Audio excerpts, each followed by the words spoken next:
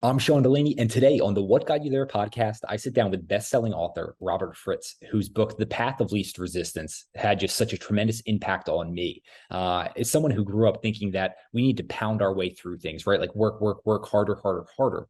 But what Robert uncovered and brings to light is it's all about the underlying structure. You could have the best mindset in the world, but if your structure is wrong, then it's not going to get the outcome you want in life. So Robert does an amazing job talking about your life as an act of creation and the creative act of building and designing your own life. We go a lot into that. And what I appreciate about Robert is his ability to create across vastly different domains. He's a best-selling author. He is a musician. He's a filmmaker. He's just done so much, and he's a wealth of knowledge. So I hope you guys enjoy this conversation with Robert Fritz.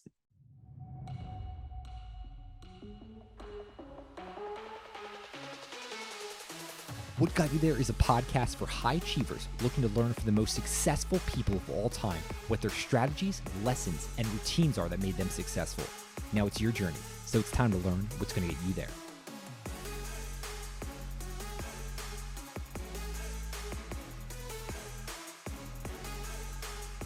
Robert, welcome to What Got You There. How are you doing today?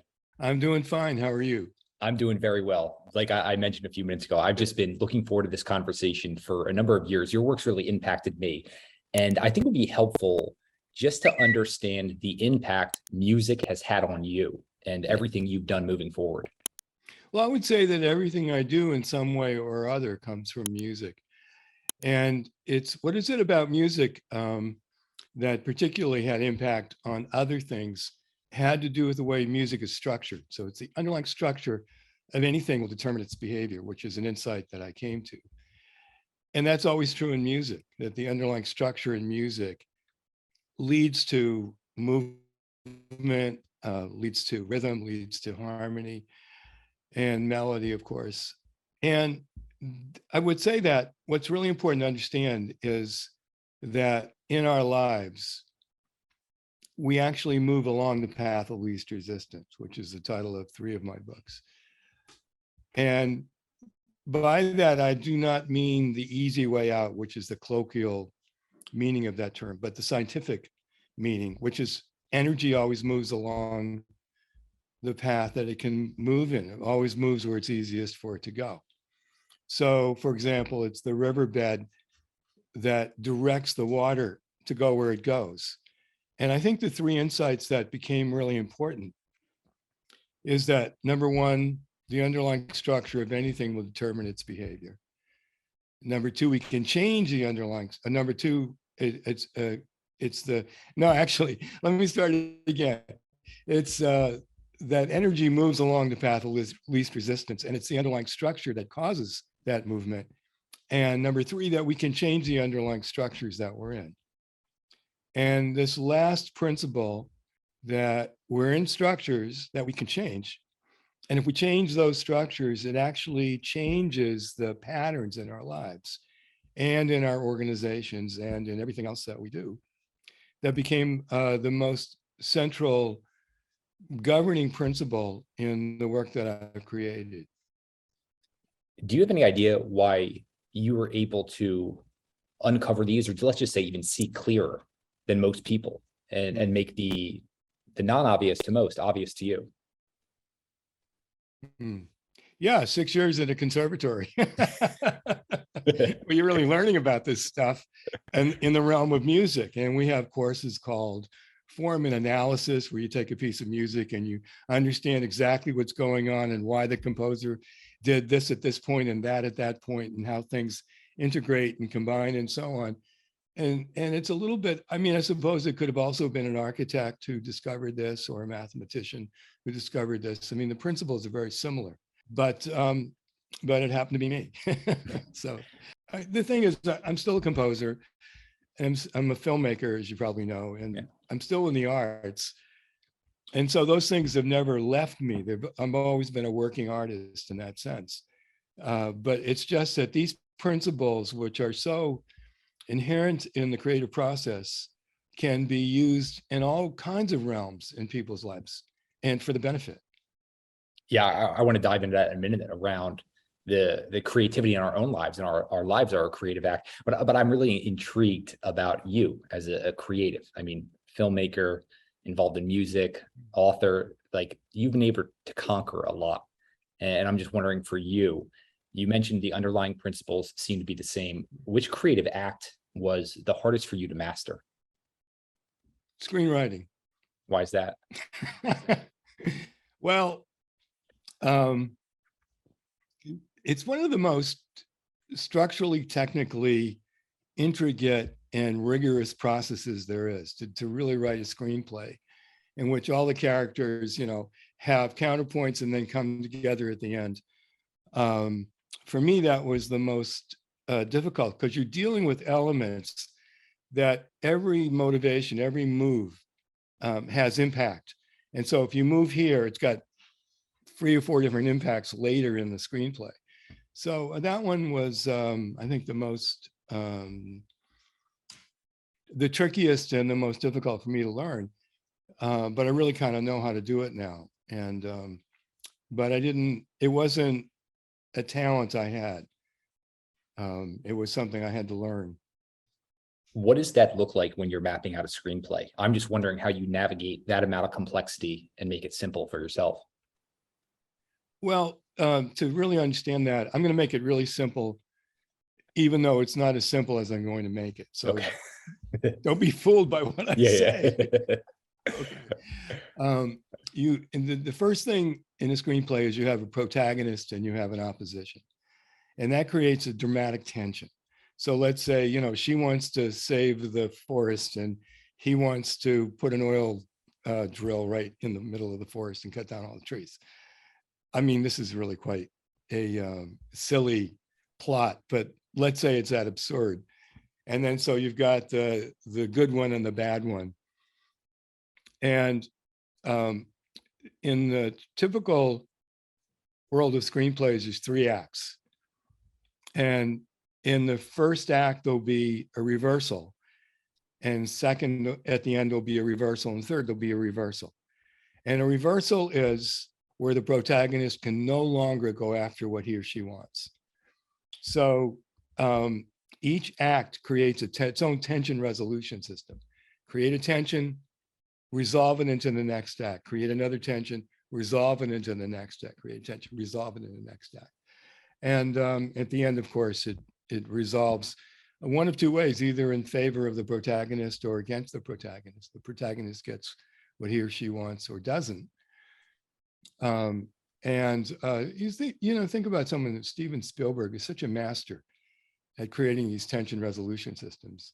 And one of his typical kinds of endings is a false ending, like in E.T. It looks like E.T. is really dead. And you go, oh, but he isn't. He comes alive, and then it resolves. And we're all happy. So, that form is based on tension resolution systems. Whenever I have a tension, we'll strive for resolution. And this is both a musical principle and a principle in physics. And why that then becomes important is because in structuring your life, you can create strategic tension resolution systems where you're aiming your creative process toward an outcome. And that tension you create is formed by the contrast between what you want and what you have, the desired state, the actual state. That difference creates a tension, and you can take action to resolve that tension in favor of what you want. It's like an archer stretching the bow, aiming the arrow at the target. With adequate tension, you can get the arrow to the target. And so the principles in screenplays and music, in playwriting itself, in visual forms, in ballet, in modern dance, in rock and roll, in jazz, all deal with setting up strategic tensions, which then resolve where you would like them to resolve. So you have a beautiful illustration with 2 hands holding a rubber band, with the tension going between the rubber band. And I think when most people hear tension, they're thinking a negative concept, but you don't view it that way. Yeah, no, I'm using the term in a structural sense, and I'm not describing anxiety, pressure, psychological tension. It's the same kind of tension you have in your arm when your muscles are both tense and relaxed, and you have a combination of tension resolution system in your whole body that allows you to stand and sit and walk around and move your thumbs and everything. So no, we're not talking about psychological tension. I'm intrigued what you were mentioning a minute ago, where you've got the desired state, you've got the actual state, and then you need to take action towards that. I'm thinking about how this plays out in our own lives and where most people go wrong in the thinking that you clearly have uncovered here. Well, they don't know how to create. In other words, if you don't know how to create, what are you left with? You're left with reacting or responding to the prevailing circumstances of your life rather than actually thinking about what you might truly want. That's helpful. I'm wondering if you could help us then learn the proper way to create so we can think about that for our own lives.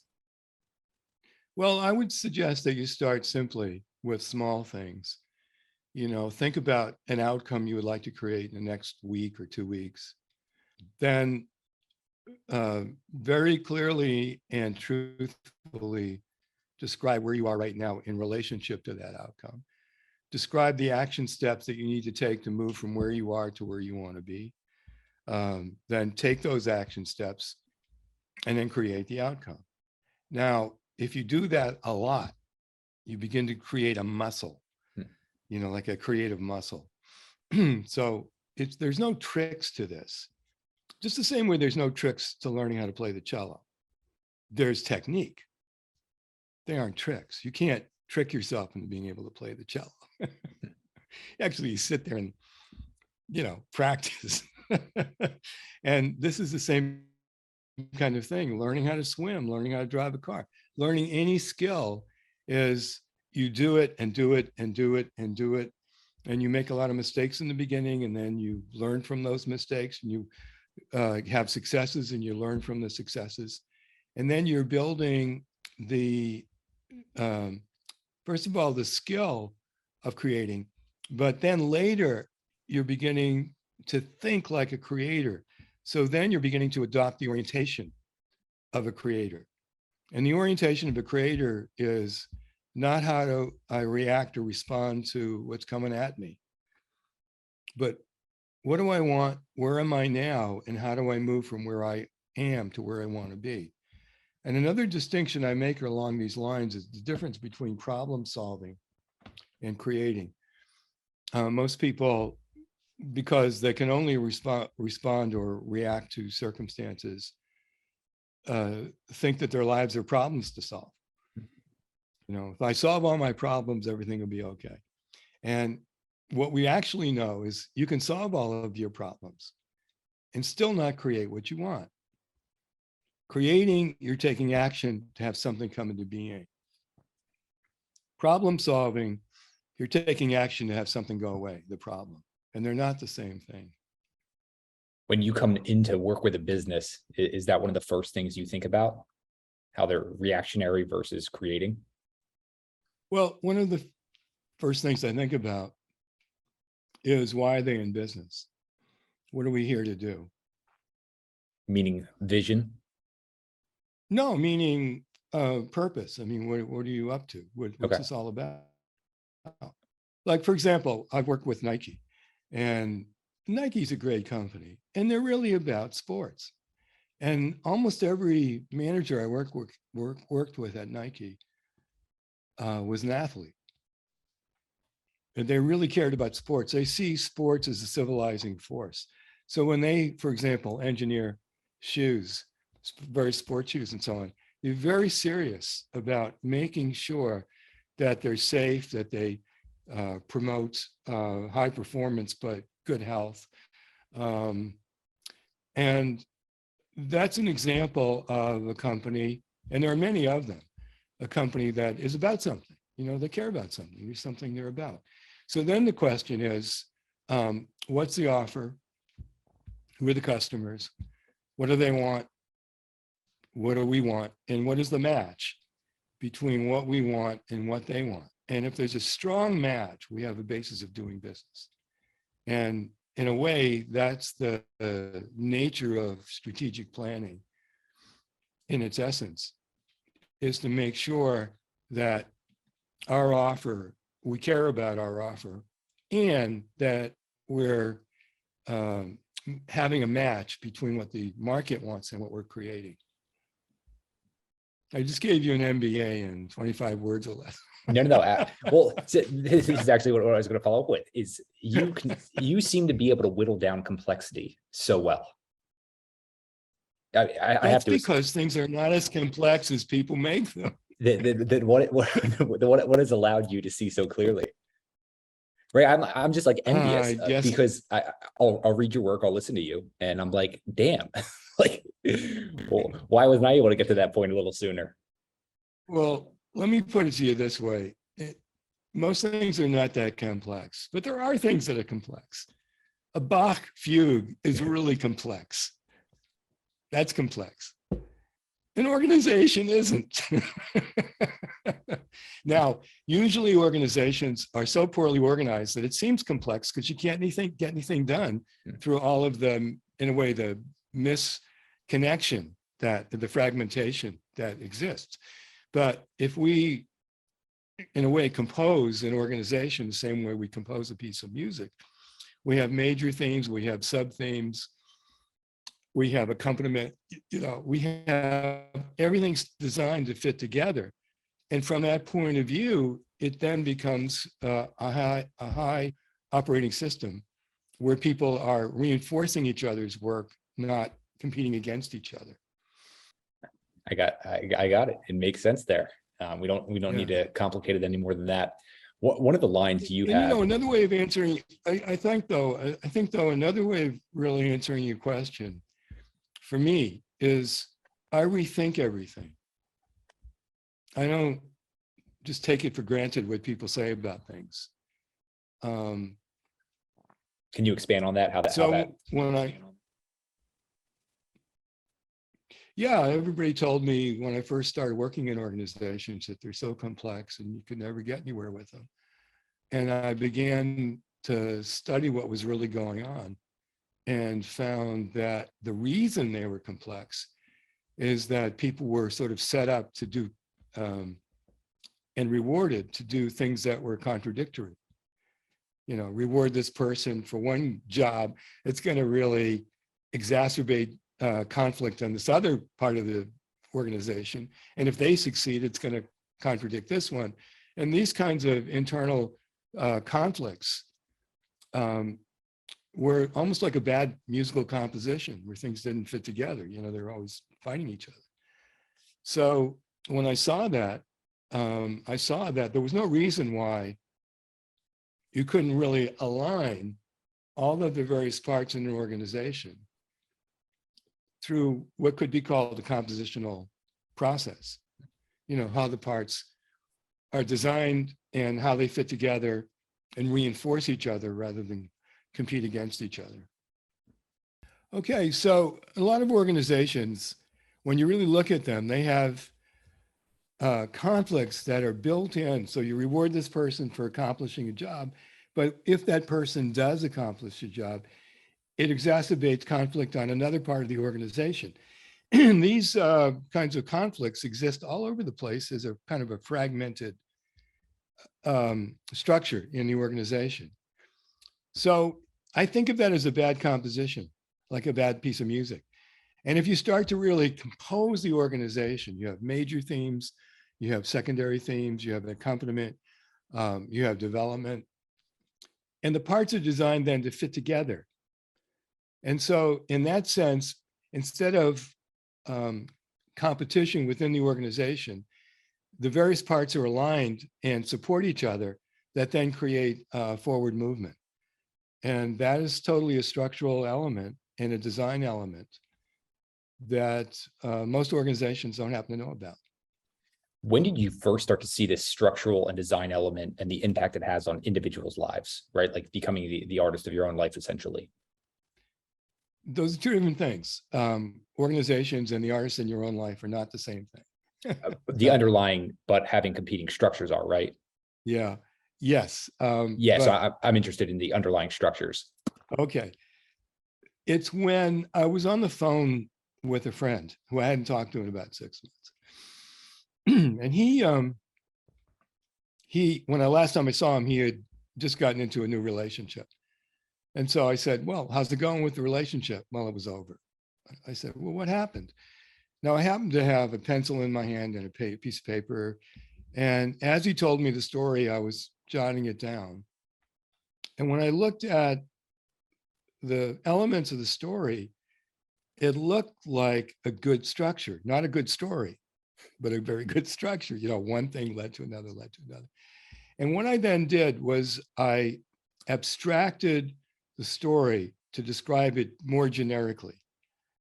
And then I asked him to tell me another time he set out for something, had it for a period of time.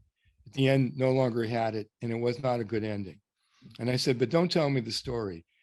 And then I went through the description on the generic description. Did you do this? Yep. Did you do this? Yep. Did you do this? Yep. Did you do this? Yep.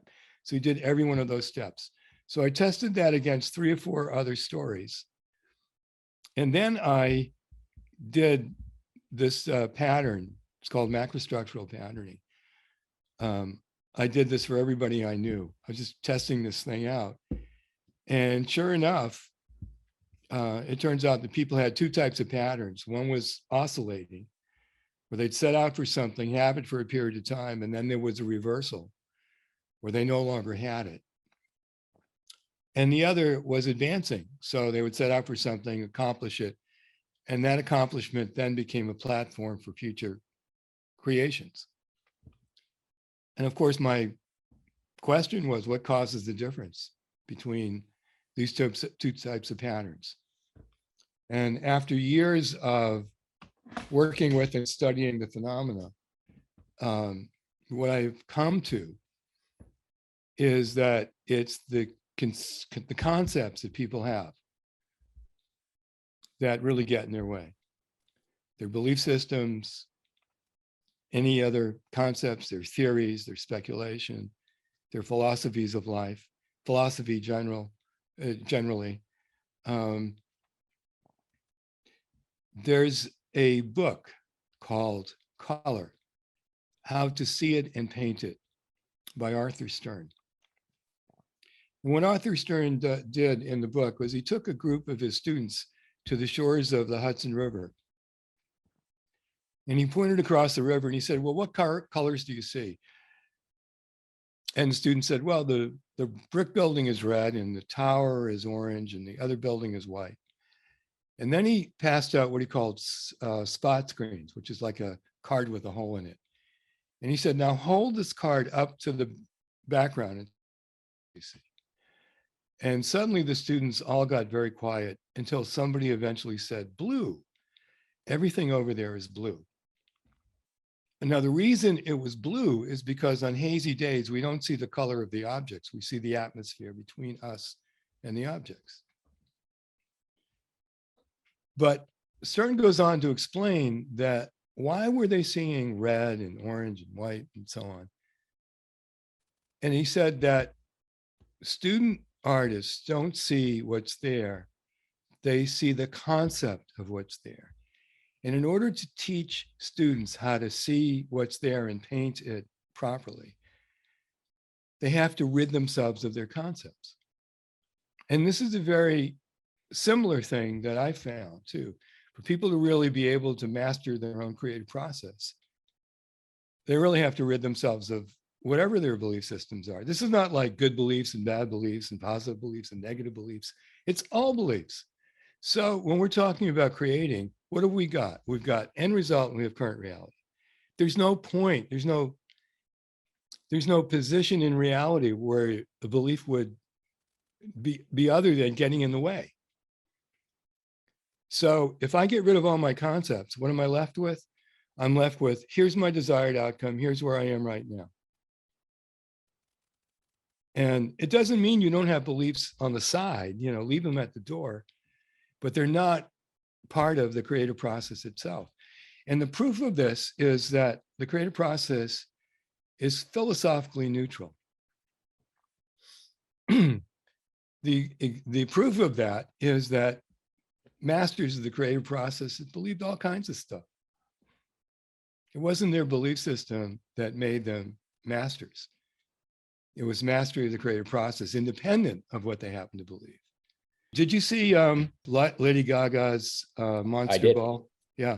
Did you see when she is in her dressing room and she said, even though we're here in the Madison Square Garden, I still feel like a kid from high school, and she's going on about how, because what she's doing is she's really, as an artist, she's totally honest with herself, which you have to be. Yeah. I mean, in almost any other profession, you can lie like crazy and get away with it. But in the arts, you can't. And what she did right after that scene is she went out and blew everybody's mind, because it doesn't matter what you think about yourself in the creative process. I have such respect for Lady Gaga. I'm wondering, for you as an ultimate artist, when you see her perform, no matter what classification of art she's doing at the time, what are you drawn to? Many things. Her music. Well, it's really interesting because I actually saw Lady Gaga live at one time in Sweden, and I really loved her as a live performer, but I also love her separately as a film performer. She's different on film than she is live. But there was one point where, after all the great music and the band and the dancers and everything, she's just there alone with the piano. And you can really see her musicianship and her beautiful, amazing chops when she's playing the piano singing. It was like, oh, yeah, wow. And I loved all the other stuff, but there was that moment of truth, her almost like her artistic truth was right there. No place to hide, right? I love that scene where she's playing her song Joan for her grandma, which is about the daughter her grandma lost. Have you seen this? No, I haven't. I'll pull the clip and send it to you. It is, wow, it's riveting. Yeah, great. Yeah. I'm a big Lady Gaga fan. Then I'm intrigued. I mean, you based on your writing, you love so many different types of art, and is there something you feel internally that is different across different art forms, or is there a similar feeling that when you're coming in contact with a beautiful creation? No, I see each one as its own universe. Oh, go I don't further have there. any universal thematic unifying principle. I take it for what it is. And so there are many things that move me and that I love. So, and in my own life, I write many types of music. From right now we're doing a Christmas show that's about the smallest elf in the North Pole and a top who loves to spin. And the music I wrote for that, there's songs that we wrote. Dennis Smith, who's the head of Party in the Moon, and I wrote 25 songs for the show. And I also wrote a background score, which is sort of like a Peter and the Wolf kind of score. And then I also wrote the script. And then I also write very advanced classical music, that's very dissonant and hard to listen to for a lot of people, and I also write a lot of film music and so on. So from in my own life, there's many things that I, as an artist, go to this and then to this, and each one is its own universe, its own special, unique place. And that's how I both appreciate other artists and my own creative process as well. Can you expand a bit on your own creative process? I'm just wondering, because you're someone who creates freely, and I'm wondering how you think about structure and constraints within your own creative process. Well, I'll give you one example. So I was in Japan a couple of years ago, and while I was there, I just wanted to make a film in Japan, a short film in Japanese with Japanese actors. Do you speak Japanese at all? No. And but I just had this kind of feeling. I'm just about the place, and I just wanted to do a film. And as it turns out, one of the people in one of my workshops runs a theater in Tokyo. So we got together and we picked out some actors. And often when I'm doing a script, the first thing I'll start with is I pick out actors. So I don't even know what the story is yet. What's the reasoning there? Obviously, you've been Well, successful the with it. I'm just reasoning there curious. is really practical. If I have to go audition actors for a part I've already written, that's a harder job Gotcha. than Yeah. writing a part for an actor I already know. Yeah. So it's as simple as that. Quick question. So yeah, If you were gonna write a part for Gaga, what would you write for her? I don't know. Hmm. I mean, I don't know yet. I wouldn't know. I mean, it would also be her and the other cast members. So I'd Yeah. have and then I'd think about other things. Okay, so I mean, it would really depend on the other cast members as well. But let me get back to my Japanese story, because this is typical of how I do a film. So then I had the actors, and then I began to think about the film I wanted to make. And what I decided to do was to write a story about a master poet who had lost her muse, and that she meets a young poet who really has this spark that she had when she was young, but is now lost. And what she wants to do is teach the young poet what she knows, so she can at least pass on, um, what she knows to this wonderful, talented, but not yet technically good poet. And she tries to do that, but she finds she just can't even teach her. So then she goes to a Zen monastery, and there's a scene with the Zen master and how she reconnects with her muse, as it were. And then from that, she's able to go back to Tokyo and write poetry again and teach the young poet. And sort of that's the essence of the story. So I'm wondering then exactly how did that even come to being, like the creative process behind that? What's going on behind the scenes there for you? Not a whole lot. I mean, I just think I got this actress. I know what she looks like. And then, well, she'd make a really good poet. And I love Japanese poetry too. So it gave me a chance to play around with analyzing Japanese poetry in the script. Because one of the things that the master poet tells the young poet to do is to go copy all of the Japanese master haiku poets and write it in brush to duplicate their thought process as they were writing haiku. So it gave me a chance to really put all those haiku poems in my script and then analyze them, say why they're great, So it was that kind of thing. It was just a fun subject matter. And it was something that I could shoot too, because the practical matter of it is how many days do I have, and do I, am I able to shoot this thing within that period of time, and so on and so on. There's a lot of practical things that one thinks about as well. And I don't have problems with translations, because I wrote the script in English. They translated it into Japanese. I know exactly what's going on. It'll have English subtitles. And I already did a film like that in Sweden, where I don't speak Swedish, but we did a Swedish film in exactly the same kind of way. You mentioned the entire story. There's the master poet. Did you have a master poet in your life? Someone who passed on some stuff, or were you kind of out there on your own? No, I studied with some great teachers. I studied, my composition teacher at the conservatory was a great teacher. I studied with Karl-Heinz Stockhausen at one point, who's a major composer of the 20th century. I played, when I was in the music business, I played with Darius and Dave Brubeck, so I was around those folks. What are you doing when you're surrounded by greatness to help you ooze in some of that? I don't understand quite your question. Well, I mean, just being surrounded by them. I'm assuming there's certain things you're picking up on or tendencies. I'm just wondering if you can kind of rewind back what you were doing when you were surrounded by some of those people. I was being myself.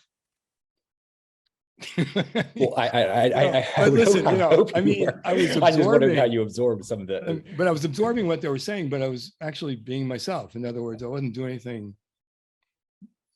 I wasn't weird or anything. I just, I would hope not. Yeah, no, I'm just curious around the absorption phase. Even like you mentioned in your. Put it to you. Let me put it to you this way: what happens when you play with good tennis players? They raise the level of your play. Exactly. Yeah. That's how it is. You've got this line, Robert. I love. I was going through a bunch of my notes I've had over the years on some of your work, and it's not what the vision is; it's what the vision does. Yeah. And I'm wondering for you, like, what's the vision you currently have? Well, right now, I'm working on the show, the Christmas show. I'm working on the film, which I'm going to do in October in Japan. I'm writing. Right now, I'm in the middle of writing a piece for string quartet and flute. I'm finishing up a book on sales for Japan that's going to come out while I'm there, and that's what I'm doing. Robert, I feel like in some of the work I was reading that you wrote 20 years ago, you mentioned maybe one big creative project a year. Yeah, that was. Is this evolution due to more action leads to more action, the momentum you're able to build? I bet it probably does, and it also probably comes from I'm really old. I don't want to do a lot of things. You're in your 70s, correct? I'm 79. I'll be 80 next year. So this is remarkable. I hope people who are listening. I don't know if it's turn remarkable. to our page on YouTube. Think about Clint. Look, think about Clint Eastwood. I mean, wow. Well, I think what Clint's been able to do, his evolution, his ability to learn in his craft is remarkable to me. Right. He's great. It's really beautiful to see. Speaking of beautiful, I just feel like you look so young. Well, I color my hair. No, like even the exuberance you have. I don't think anyone listening to this who was unfamiliar with your work would have said Robert is 79. Yeah. Is this due to the act of creation in your life? Could be. I also, by the way, go to the gym twice a week and do an exercise class twice a week. So I'm exercising for 4 hours. I'm a vegan, have been a vegan for about 4 years, and I manage my health. I mean, I try to take care of myself. One thing I'm curious, because I've seen it come up again and again in your work. It's something I'm really fascinated and interested in, is the subconscious mind. And I'm just wondering how you think about the subconscious mind and the potential power within it. Yeah, I think, though, that it's been misunderstood by people who are into the positive thinking movement, actually. The subconscious as a creator is like an amplifier. So if I set up a theme and I turn that over to my subconscious, that theme will show up in other places in the piece that I didn't actually plan on, but it automatically happened. Speaking of Spielberg, he plants things in his films that are appreciated subconsciously, that are not understood consciously. For example, in The Color Purple, there's a scene where Shug, who's a nightclub singer, comes into the church to see her father, who's a preacher. He has rejected her, and she comes into the church. He's sweeping. He's singing, "God's trying to tell you something." When he sees it's her, he turns his back on her and sits down. She tries to talk to him. He will not talk to her, and then he leaves. And when she leaves the church, she backs out, and there's 2 doors there, and she closes the doors like this. Over an hour later, there's Shug at an outdoor nightclub in the church, and they can hear each other bothering each other. And so in the church, they say, tell the choir to sing, "God's trying to tell you something." And so they start singing this thing, and it starts to bother the sound in the nightclub. And so Shug starts to walk toward the church. She's marching now toward the church, confronting the church, confronting her father. And she begins to sing, God's trying to tell you something. And she's just singing. She's unbelievable in her singing of it. And so the lead singer in the church stops singing and starts to join the choir in support of her singing, God's trying to tell you something. And then she bursts into the church with complete retrograde of what you saw an hour before, the way she closed the doors. She opens the doors exactly like that and goes in, and there's a scene where she runs up to her father and she said, see, Daddy, sinners have souls too. And he slowly hugs her, and that's the resolution of that story. But you see how Spielberg planted seeds that the audience wasn't going to know really, but they tracked subconsciously. So that's the power of the subconscious. But what people who do positive thinking don't understand is that the underlying structure is much more powerful than positive thinking. And if you're in a underlying structure that has a tendency to accomplish what you want, you can have negative thoughts, you can have all kinds of thoughts, it doesn't matter. And the fact that that structure is in place will be stronger, will be more important as an influence than anything you happen to think. Because the underlying structure of anything will determine its behavior. Similar to the difference between an amateur and a professional. The professionals have set up the correct structure where the amateurs are seeking motivation. I wouldn't describe it that way. I'd say that professionals, no matter what the circumstances, can make it work, whereas amateurs can only do it when they feel like it. Yeah. I mean, a real professional, no matter how they feel, they're going to go in and make it work. Was there a point in your life where you felt you stepped over that bridge there and were a true professional? Yeah. Yeah. Do you remember the moment or the time It wasn't period? a moment. No, it wasn't a moment. It was a series of gigs that I was playing, and what you had to do to make sure it worked, and so on, and being around people who are also professionals give you that sort of like the code of the West.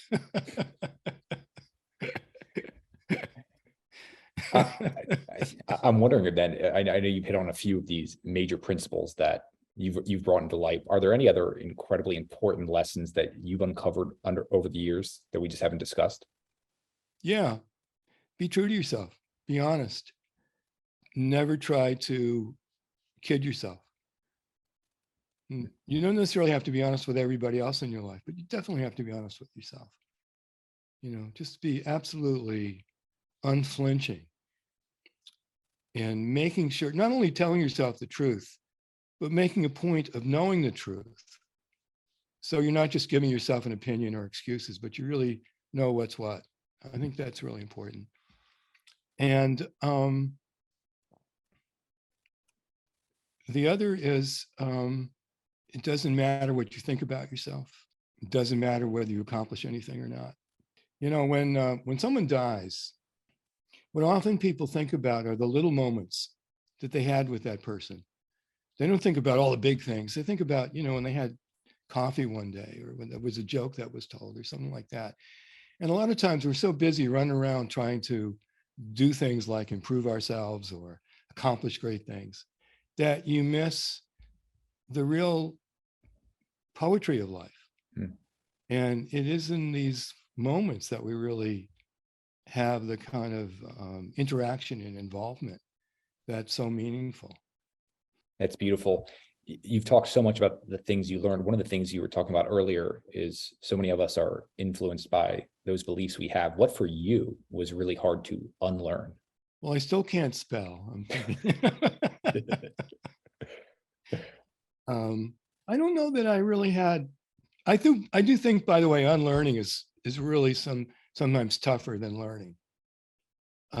But I think my general orientation and motivation is to learn, and I have that kind of objectivity like a scientist would have. Of if something's not through, okay, that's it. I don't have to go and generally work my way out of it. It's like, okay, that's it. Hmm. So when I come to a new insight, and it's different than what I thought before, I immediately change the channel. I don't know whether it's a character trait or just my personality, or I don't know if it's something I've learned. It's just kind of how it's always been for me. That's great. Yeah, so many people are so strong and stuck in their own convictions, unwilling to switch there, even based on correct and new information, seeing reality clearly. Yeah, and it's a lot of times it's because they have identity tied up with their belief systems, and to change their ideas, they have to have an existential crisis. And if your ideas are not tied up to your identity, you're much freer to just judge them based on their own merits and see if they hold up to scrutiny.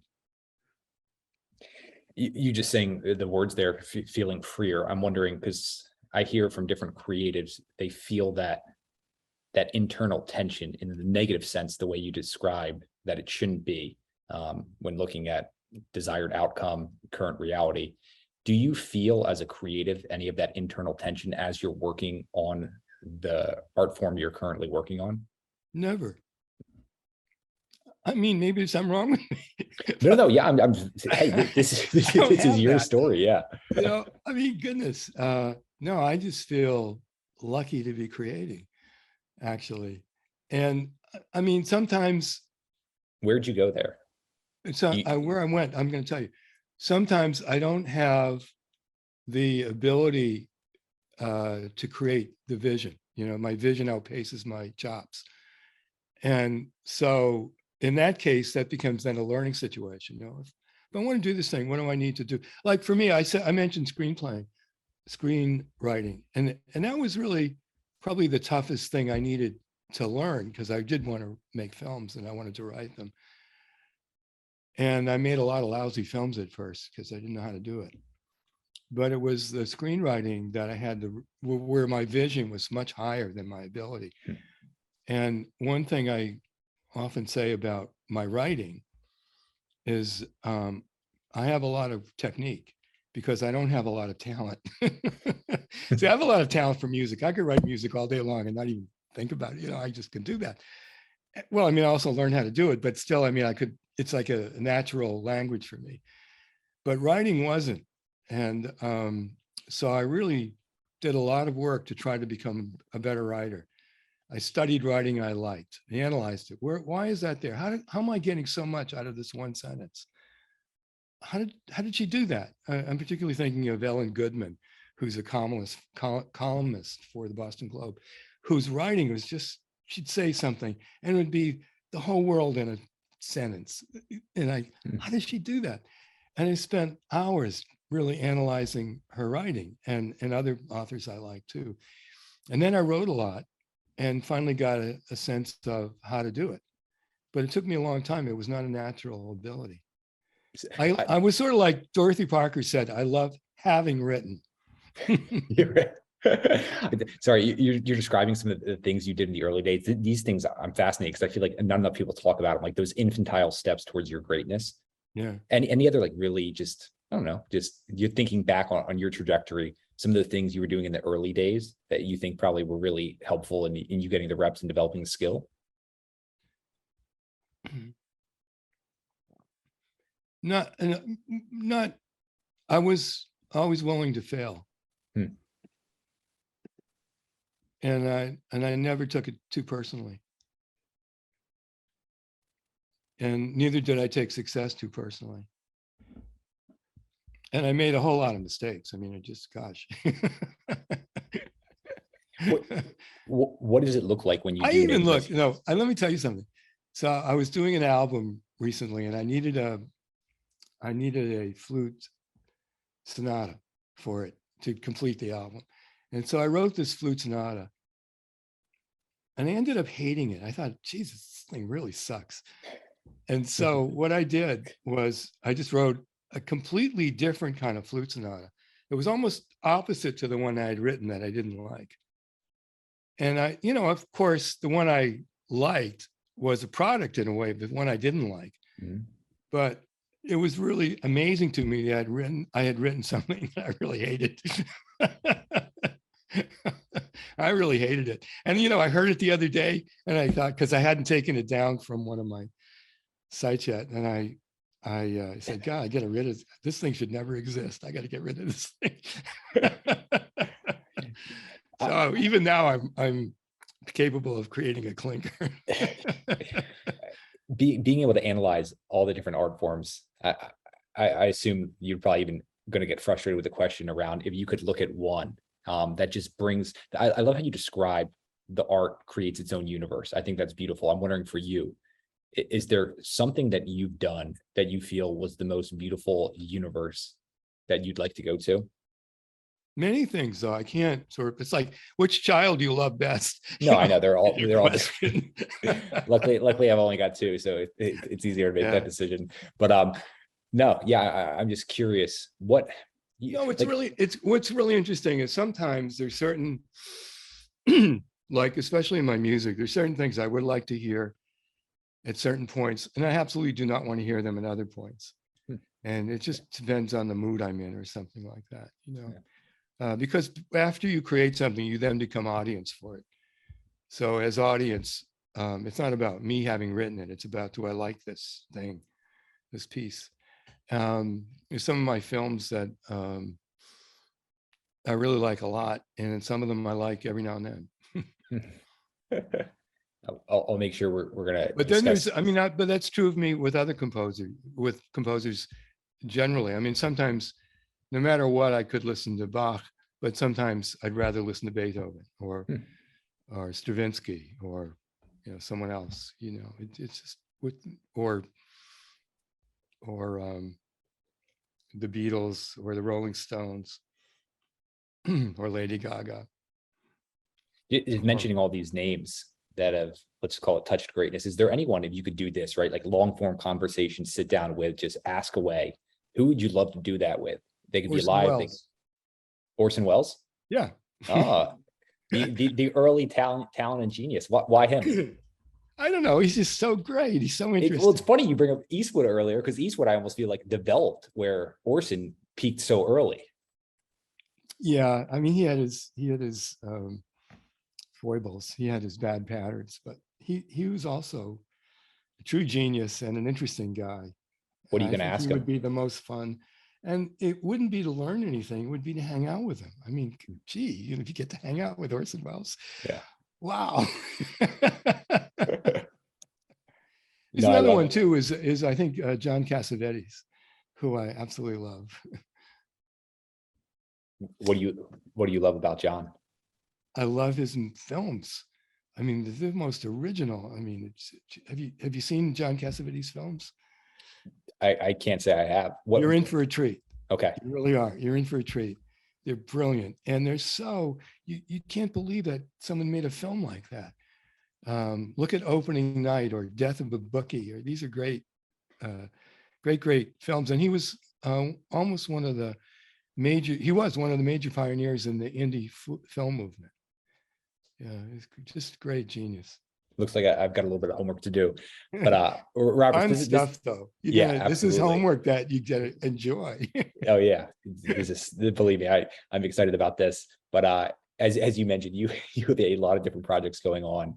Of course, we're going to have everything linked up. I know they can go to robertfritz.com. Where else do you want the listeners going, or is there anything else they should check out to stay connected with your work? Just my Facebook page and my books. They're all on Amazon. Fantastic. Well, we're going to have all that linked up. But Robert Fritz, I can't thank you enough for joining us on What Got You There. Pleasure.